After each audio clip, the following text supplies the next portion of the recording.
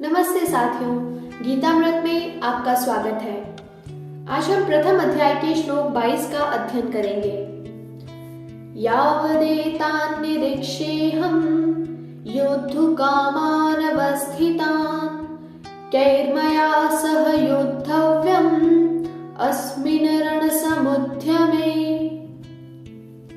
अर्जुन कहते हैं, हे अच्युत, आप मेरे रथ को दोनों सेनाओं के बीच में खड़ा कीजिए।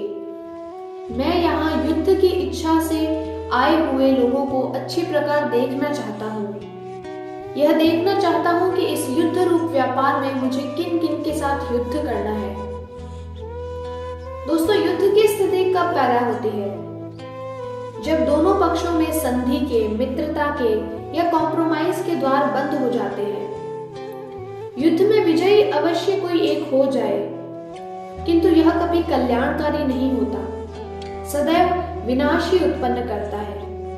और यहाँ युद्ध से आशय केवल रणभूमि में होने वाले युद्ध नहीं है, हमारे और आपके जीवन में होने वाली आम घटनाओं से भी है, जहाँ हम कभी सामने वाले व्यक्ति के नजरिए पर सोचने का प्रयास ही नहीं करते। मैं सही हूँ, बस इसी स्थिर बुद्धि से बात करते हैं, और इसी स्थिर बुद्धि के कारण वो बात बहस और फिर युद्ध का रूप ले लेती है। और एक बार फिर दोहराती हूँ, युद्ध कभी कल्याणकारी नहीं होते। महाभारत के इस युद्ध का बड़ा कारण भी दुर्योधन की वह तुच्छ हठ ही थी कि मैं पांडवों को सुई की नोक के तुल्य भी भूमि नहीं दूंगा। उसकी इन पंक्तियों का आधार भी उसकी जिद और श्री कृष्ण की बात न समझ पाना था। मैं ही सही हूं, यह सोचना था, और इसका परिणाम हम सभी जानते हैं। समस्त कौरव कुल का नाश हो गया। युद्ध कभी कल्याणकारी नहीं हो सकते। अर्जुन ने श्री कृष्ण को अच्युत शब्द से संबोधित किया, क्योंकि श्री कृष्ण सदैव अपने भक्तों की सहायता के लिए तत्पर है, उनके कल्याण के लिए आतुर है। इसी भक्तिवश ही आज स्वयं श्री कृष्ण अर्जुन के सारथी बने हैं। ईश्वर भक्त वत्सल है।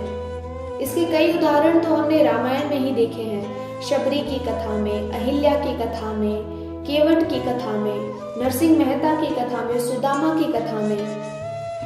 और यदि हम गौर करें कि ईश्वर ने इन पर कृपा क्यों की, क्या एक चीज सब में कॉमन है, तो वह है समर्पण।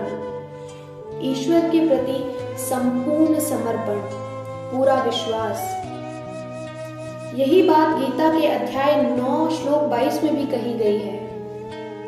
अनन्याश्चिन्तयन्तो मां ये जनाः पर्युपासते तेषां नित्याभियुक्तानां योगक्षेमं वहाम्यहम्।